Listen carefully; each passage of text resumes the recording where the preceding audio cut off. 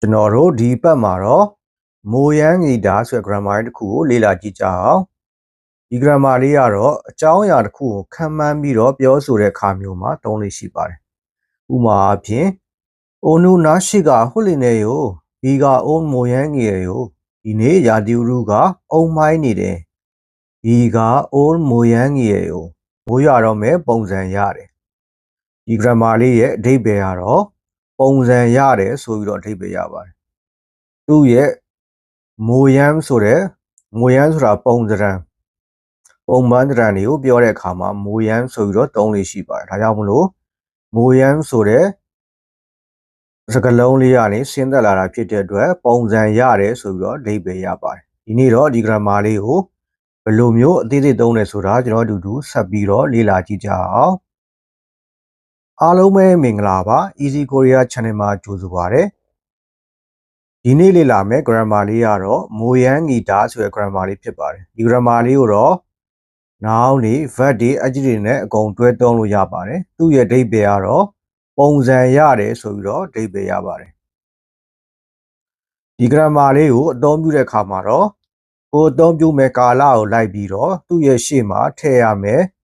စာလုံးလေးတွေကမတူပါဘူး on ထည့်ရတာရှိလို့ non ထည့်ရတာရှိသလိုနာဂတ်ကာလလို့ရှိရင်ဥလထည့်ရတာရှိပါတယ်ဒါကြောင့်မလို့ဘယ်လိုမျိုးသုံးတယ်ဆိုတာကျွန်တော်တို့အတူတူဆက်ပြီးတော့လေ့လာကြည့်ကြအောင်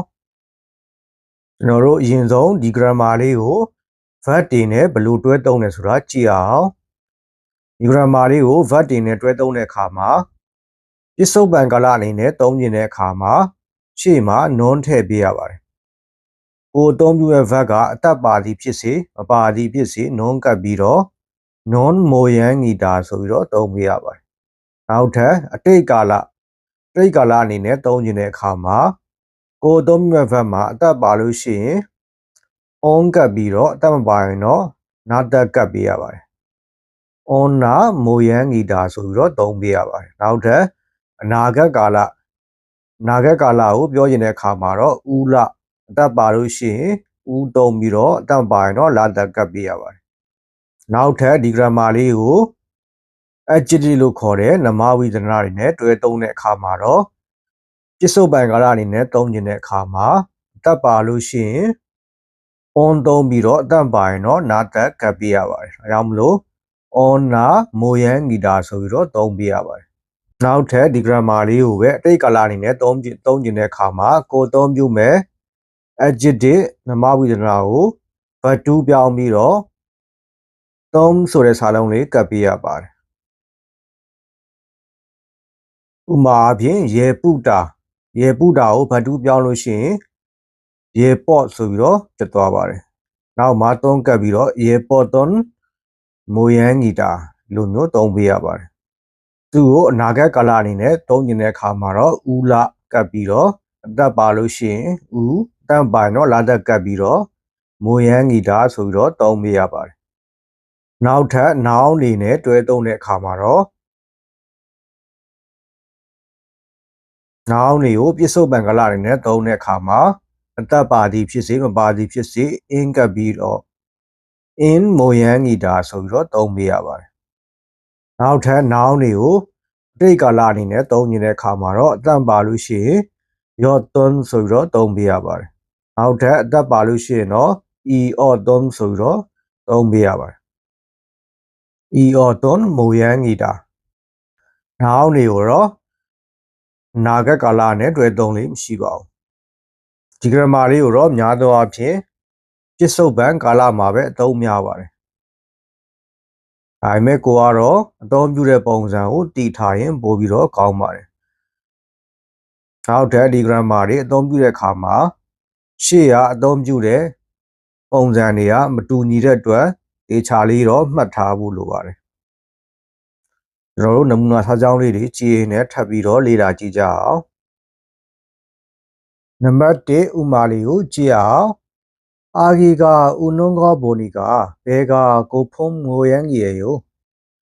ခလေးကဥနုံကောဘိုနီကဒီနေရာမှာဥဒါဆိုတာဥဒါကိုသုံးတာဖြစ်ပါတယ်ဥဒါဆိုတဲ့ verb ကို non နဲ့ကတ်တဲ့အခါမှာလာတက်ကိုဖြုတ်ပေးရပါဒါကြောင့်မလို့ ဓာတ်သက်ပျောက်ပြီးတော့ဥနုံးကောဘိုနီကာဆိုပြီးတော့ဖြစ်သွားတာပါကိုရီးယားစာကိုလေ့လာတဲ့အခါမှာဒီလိုမျိုးပုံစံလေးတွေအများကြီးရှိပါတယ်ဒါလေးတွေကိုတော့တေချာဂရုစိုက်လေ့လာရပါတယ်ဒီမှာဆိုလို့ရှိရင်လေအာဂီကဥနုံးကောဘိုနီကာဘေကကိုဖုံမိုယန်းငယ်ယိုကလေးကငိုနေတာကိုကြည့်ရတာဘေကကိုဖုံငိုယန်းငယ်ယိုဘိုက်စာနေတဲ့ပုံရတယ်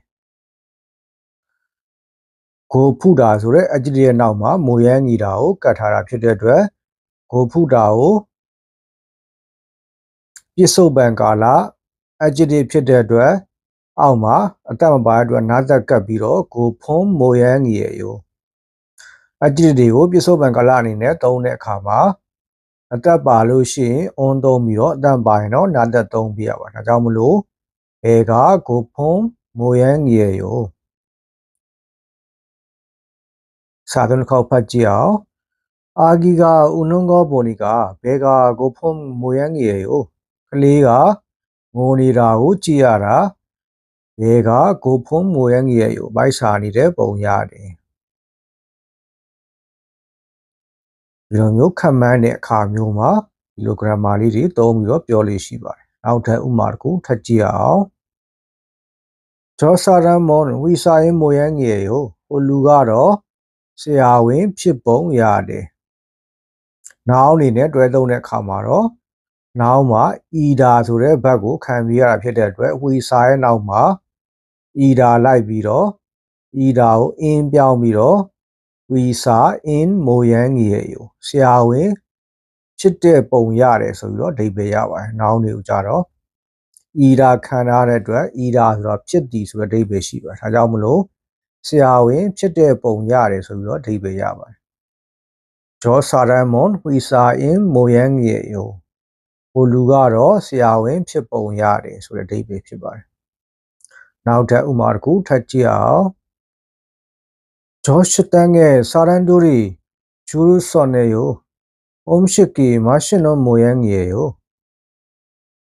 o sadao sai ma saran duri juru sonneyo လူတွေကတန်းစီပြီးတော့စောင့်နေတယ်ဆိုတဲ့အဓိပ္ပာယ်ဖြစ်ပါတယ်ဂျူရူဆော့နေကိုဂျူရူဆောတာတန်းစီတယ်ဆိုတဲ့အဓိပ္ပာယ်သူကိုဗတ်တုနဲ့သုံးတဲ့အခါမှာဂျူရူဆော့နေကိုဆိုတော့ဖြစ်သွားပါတယ်လူတွေကအများကြီးတန်းစီပြီးတော့စောင့်နေတယ်ဆိုတဲ့အဓိပ္ပာယ်ဖြစ်ပါတယ်omshiki mashinon moyangyeyo အစားအစာက mashinon moyangyeyo ရတာရှိတယ်ပုံရတယ် ita opta ဆိုတဲ့စာလုံးတွေနဲ့တွဲသုံးတဲ့အခါမှာတော့သူ့ရဲ့နောက်မှာ normal ကပ်ပြရပါဒါကြောင့်မလို့ mashinon moyangyeyo ရတာရှိတဲ့ပုံရတယ်စာလုံးခေါက်ဖတ်ကြည့်အောင်ဂျောရှ်တန်ရဲ့စာရန်ဒူရီဂျူရူဆော့နေယောomshiki mashinon moyangyeyo ဟိုစားတော့ဆိုင်မှာလူတွေအများကြီးတန်းစီဆောင်နေတယ်စားစာကအရသာရှိတဲ့ပုံရတယ်နောက်ထပ်ဥမာတစ်ခုထပ်ကြည့်အောင်နုံးနီစားရောအစော်ယောဘာမဲ့နုံးနီအုံးမိုယန်းငယ်ယောနုံးနီစားရောအစော်ယောနင်းနေအပုံလိုက်ရှိနေတယ်စားဣတာဆိုတာစုပုံထားတယ်ဆိုတဲ့အဓိပ္ပာယ်ဖြစ်ပါတယ်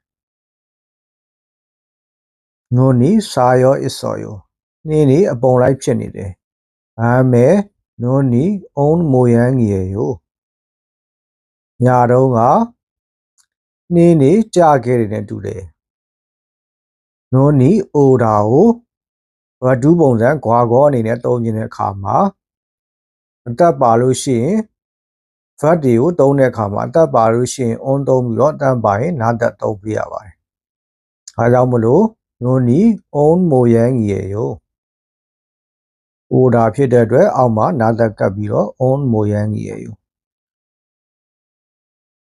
ဖတ်တွေဆိုလို့ရှိရင်တော့အတိတ်ကာလမှာ on နာပုံစံကိုသုံးပြရပါတယ်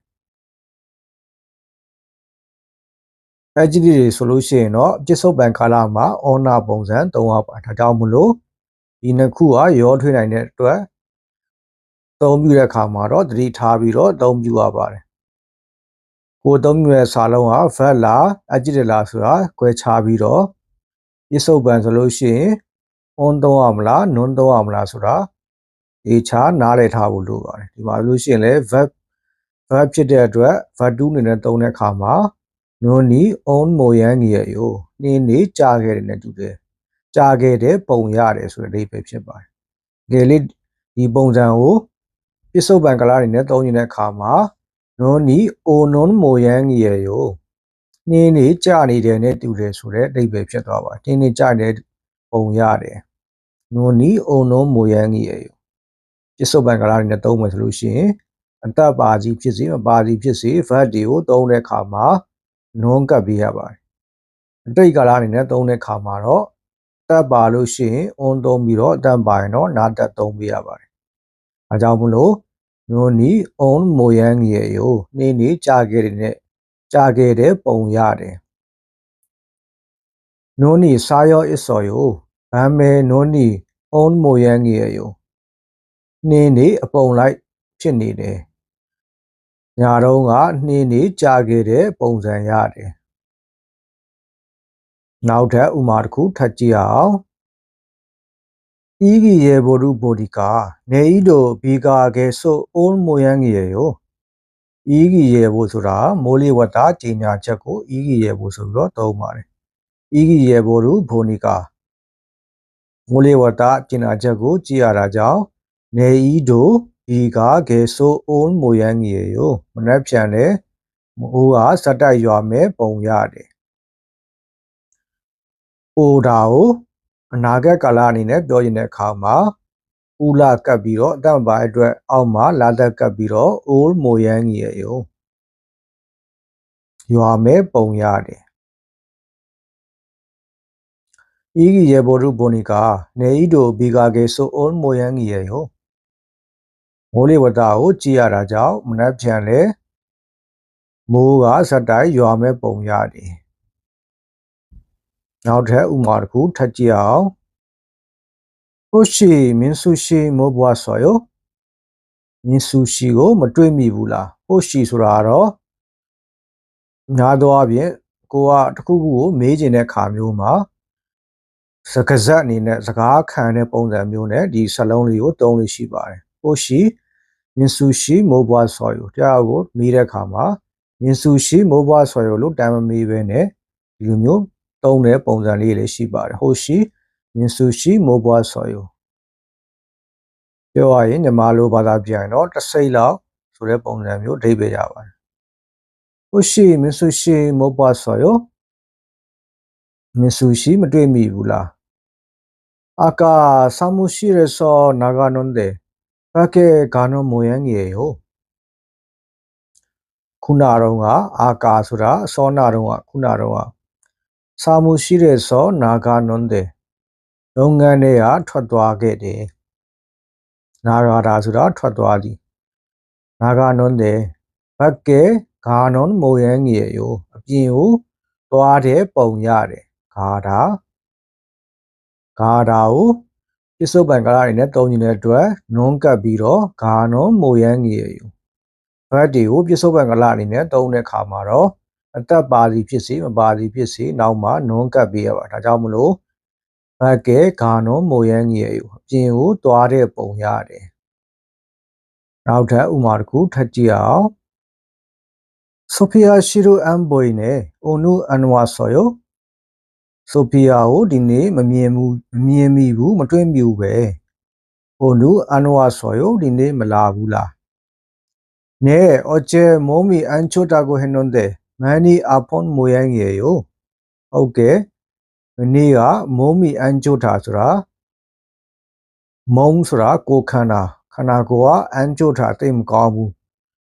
ဒါကိုစီလျောဘာသာပြန်တဲ့အခါမှာနေလို့သိမကောင်းဆိုတဲ့အဓိပ္ပာယ်ဖြစ်ပါတယ်။မိုးမီအန်ချွတ်တာကိုဟဲ့နွန်းတဲ့ဒါကိုဟာတာဆိုတာတယ်လို့ပြောတယ်။နေလို့သိမကောင်းဘူးလို့ပြောခဲ့သေးတယ်။မန်နီအဖွန်မိုရန်ကြီးရောအရန်ကိုနေမကောင်းဖြစ်နေတဲ့ပုံရတယ်။ဒီမှာအာဖုတာဆိုတာadjectiveဖြစ်ပါတယ်။ adjective ကို ပြစ္ဆုတ်ပံကရအနေနဲ့သုံးတဲ့အခါမှာ on နာကပ်ပြရပါတယ်အသက်ပါလို့ရှိရင် on ကပ်ပြီးတော့အသက်ပါရင်တော့နာသက်ကပ်ပြရအောင်ဒါကြောင့်မို့လို့အသက်မပါတဲ့အတွက်အာဖွန်မိုရဲငယ်ရိုညီမကောင်းဖြစ်နေတဲ့ပုံရတယ်စာလုံးတစ်ခေါက်ဖတ်ကြည့်အောင်ဆိုဖီယာရှိအန်ဘွိနေဟိုနူအန်ဝါဆော်ယိုဆိုဖီယာကိုဒီနေ့မတွေ့ဘူးပဲဒီနေ့မလာဘူးလားနဲအော်ချေမိုမီအန်ချိုတာကိုဟဲနွန်တဲ့မန်နီအဖွန်မိုရဲငယ်ရိုဟုတ်ကဲ့မနေ့ကတော့ဟာညီလို့သိမကောင်းဘူးလို့ပြောခဲ့သေးတယ်မန်နီအဖွန်မိုရဲငယ်ရိုအများကြီးနေမကောင်းဖြစ်နေတဲ့ပုံရတယ်ဒီလိုမျိုး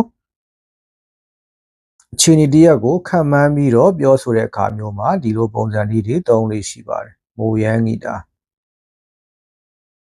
ဒီနေ့လေ့လာခဲ့တဲ့ grammar လေးကိုအနှိမ့်ချုပ်အနေနဲ့ပြန်ကြည့်ရရင်ဒီ grammar ကို verb တွေနဲ့တွဲသုံးတဲ့အခါမှာပြစ္ဆုတ်ပံကလအနေနဲ့သုံးတဲ့အခါမှာအသက်ပါသည်ဖြစ်စေမပါသည်ဖြစ်စေနောက်မှာ non ကပ်ပြီးတော့ non မိုရန်ဂီတာဆိုပြီးတော့သုံးပြရပါတယ်ဘတ်ဒီကိုပဲအတိတ်ကာလအနေနဲ့သုံးတဲ့အခါမှာတော့အသက်ပါလို့ရှိရင် on သုံးပြီးတော့အသက်ပါရင်တော့နာသက်ကပ်ပြီးတော့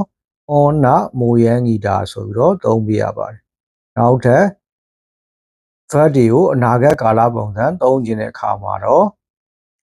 ဦးလမိုရန်ဂီတာဆိုပြီးတော့သုံးပြရပါတယ် adjective တွေကိုပြစ္ဆုတ်ပံကာလအနေနဲ့သုံးတဲ့အခါမှာတော့တက်ပါလို့ရှိရင် on သုံးပြီးတော့အတက်ပါရင်တော့နာသက်ကပ်ပြီးတော့ on နာမိုရန်ဂီတာဆိုပြီးတော့သုံးပြရပါတယ်နောက်ထပ် adjective တွေကိုခွာကောလို့ခေါ်တဲ့အတိတ်ကာလအနေနဲ့သုံးနေတဲ့အခါမှာတော့ကိုအသုံးပြုမဲ့ adjective ကို verb 2ပြောင်းပြီးတော့နောက်မှာသွန်းကပ်ပြီးတော့ is sorton of sorton မိုရန်ဂီတာဆိုပြီးတော့သုံးပြရပါတယ် adjective တွေကိုအနာဂတ်ကာလပုံစံသုံးနေတဲ့အခါမှာတော့ဦးလာကပ်ပြီးတော့ဦးလာမိုရန်ဂီတာဆိုပြီးတော့သုံးပြရပါတယ်။နောက်အနေနဲ့တွဲသုံးတဲ့အခါမှာတော့ပြစ္ဆုတ်ပံကလအနေနဲ့ဤတာကို in ဆိုပြီးတော့ပြောင်းပြီးတော့ in မိုရန်ဂီတာဆိုပြီးတော့သုံးပြရပါတယ်။ noun plus in မိုရန်ဂီတာ noun တွေကိုခွာကောလို့ခေါ်တဲ့တိတ်ကာလအနေနဲ့သုံးနေတဲ့အခါမှာတော့အသက်ပါလို့ရှိရင် e auton မိုရန်ဂီတာဆိုပြီးတော့သုံးပြရပါတယ်အတန်ပါရင်တော့ yoton မိုရန်ဂီတာဒီကဒီ grammar လေးကိုသုံးတဲ့အခါမှာကိုအသုံးပြုမဲ့ verb သုံးမှု adjective ကိုသူ့ရဲ့ကာလကိုလိုက်ပြီးတော့ဘယ်လိုမျိုး non သုံးရမလား on သုံးရမလားဦးလသုံးရမလားဆိုတာတေချာလေးထည့်ပြီးဖို့လိုပါတယ်ဒါမှသာလေ grammar ကိုမှန်ကန်စွာအသုံးပြုနိုင်မှာဖြစ်ပါတယ်ဒီနေ့လေ့လာခဲ့တဲ့ grammar လေးကိုအားလုံးပဲနားလည်သဘောပေါက်မယ်လို့ယုံကြည်ပါတယ်အကယ်၍မရှင်းတာသိချင်တာရှိလို့ရှိရင် comment မှာမှတ်ချက်ရေးသွားပေးနိုင်ပါတယ်ကျွန်တော်ရဲ့ YouTube channel မှာလည်းအပတ်စဉ်ကိုရီးယား grammar သင်ခန်းစာများကိုတင်ဆက်ပေးတာဖြစ်လို့ like and subscribe ပြုလုပ်ခဲ့ဖို့မေတ္တာရပ်ခံပါတယ်အားလုံးပဲနောက်ဗီဒီယိုများမှာပြန်တွေ့ပါမယ်အန်ညွန်